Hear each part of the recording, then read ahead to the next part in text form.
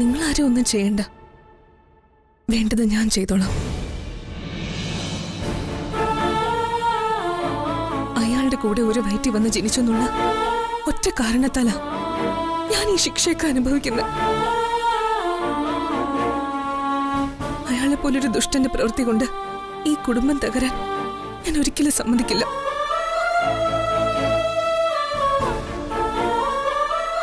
എന്റെ സഹോദരനാണെന്ന് ഒരു പരിഗണനയും ഞാൻ കൊടുക്കില്ല.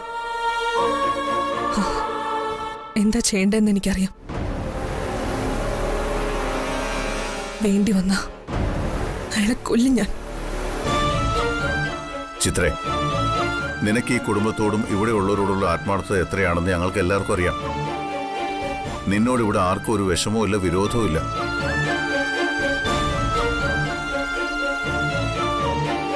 പലപ്പോഴും കഠിനമായി ശിക്ഷിക്കേണ്ട പല സന്ദർഭത്തിലും അവനെ ഞാൻ ഒഴിവാക്കിയത് നിന്റെ സഹോദരനായതുകൊണ്ടാണ്.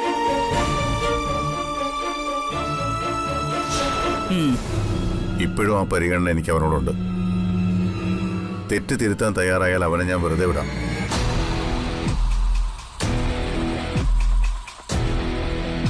ഇല്ലെങ്കിൽ ചെയ്യേണ്ടത് എന്താണെന്ന് എനിക്കറിയാം.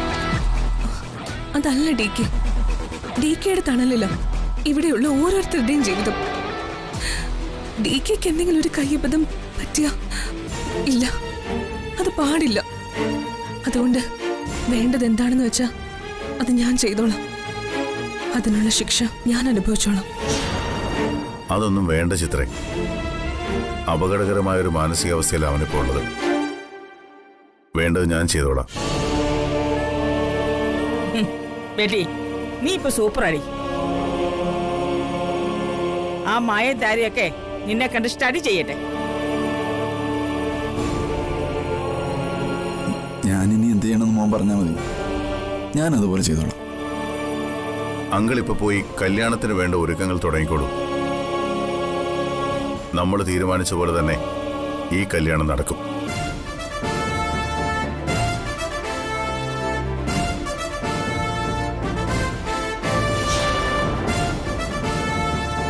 ഇതവൻ എന്നെ തോൽപ്പിക്കാൻ വേണ്ടി മനഃപൂർവ്വം ചെയ്തതാ. ഈ വെല്ലുവിളി ഞാൻ ഏറ്റെടുത്തോളാം.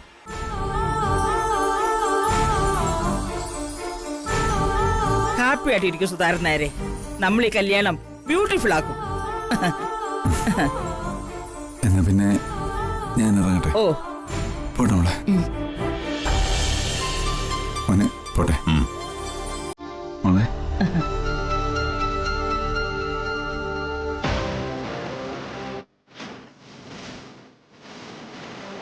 അവിനാഷ് വിത്ത് പ്രിയ. സിംഹത്തിന്റെ മടയിൽ കല്യാണം വിളിക്കാൻ വന്ന കഴുതപ്പുലി അവിനാഷ്.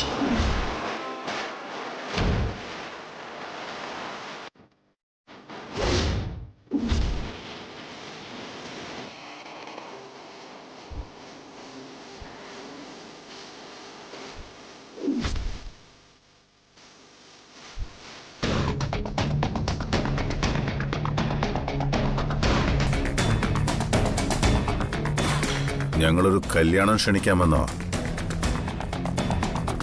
എന്റെ അനിയത്തി പ്രിയയുടെ വിവാഹം.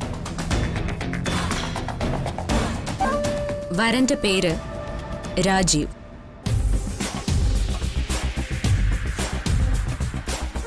ഈ കല്യാണം തീരുമാനിച്ചതും നടത്തുന്നതും എന്റെ ഈ ഭർത്താവ് ഡി കെ. ഓണം കഴിഞ്ഞ് 4-ാം ദിവസമാണ് കല്യാണം. നീ കുടുംബസമേതം വേണം വരാൻ. വരും. ഈ കല്യാണത്തിന് ഞാൻ തീർച്ചയായും വരും ഡി കെ. അല്ലെങ്കിൽ തന്നെ വരണമല്ലോ.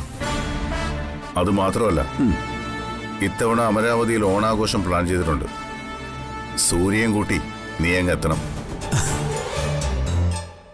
എന്തായാലും നിങ്ങൾ രണ്ടുപേരും കൂടി വന്ന് ഇത്ര സ്നേഹത്തോടെ എന്നെ വിളിച്ചതല്ലേ.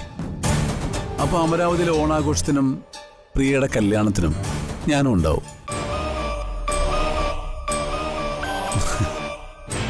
ആ കാഴ്ച എനിക്കൊന്ന് കാണണ്ടേ. അപ്പോ തീർച്ചയായും ഞാൻ എത്തിയിരിക്കും. എന്നാ പിന്നെ ഞങ്ങൾ ഇറങ്ങട്ടെ. ഓ ആയിക്കോട്ടെ. ആ പിന്നെ നല്ല ഒന്നാന്തരം സദ്യ ഏർപ്പാടാക്കിയിരിക്കുന്നു. 3 തരം പായസം, 16 തരം കറികൾ. ഓ ഒന്നിനും ഒരു കുറവും വരുത്തിയിട്ടില്ല. സാറ് കുടുംബസമേതം ഭക്ഷണം കഴിച്ചിട്ടേ പോരാവൂ. അല്ല, എന്തോ ഒന്നും മറന്നല്ലോ. ആ ചിത്രേ,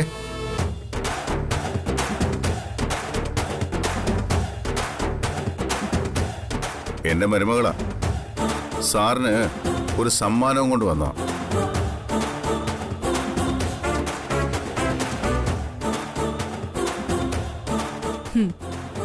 അതങ്ങ് കൊടുക്ക് ചിത്ര. ദാ, ഇത് നിങ്ങൾ തന്നെ വെച്ചോ. ഈ അഭ്യാസം കൊണ്ട് ഇനി സരോവരത്തിലേക്കോ അമരാവതിയിലേക്കോ വന്നു പോരുത്. അപ്പൊ ശരി.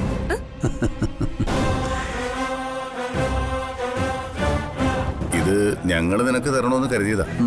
പക്ഷേ അവൾക്കൊരേ നിർബന്ധം, അവളുടെ കൈകൊണ്ട് തന്നെ നിനക്ക് ഇത് തരണമെന്ന്. ഓ അത് ഇനി നീ തന്നെ വെച്ചോ. ഇടയ്ക്ക് വെറുതെ എടുത്ത് നോക്കി ആശ്വസിക്കാം.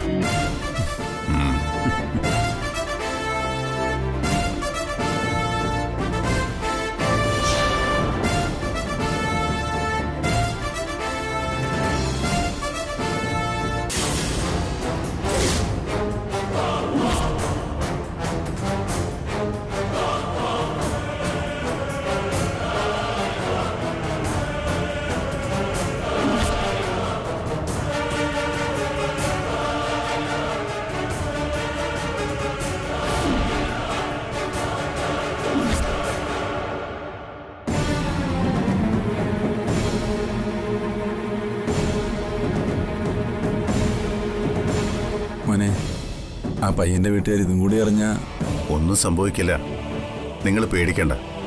എന്നാലും അവനെ പോലൊരു ദുഷ്ടൻ എന്തു ചെയ്യുമെന്ന് പറയാൻ പറ്റില്ലല്ലോ.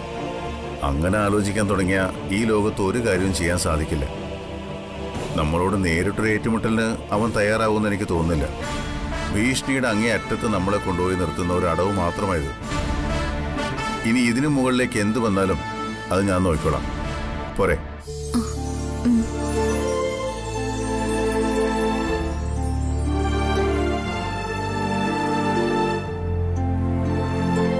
ഇതിനെക്കുറിച്ചുള്ള സംസാരം നമുക്ക് അവസാനിപ്പിക്കാം.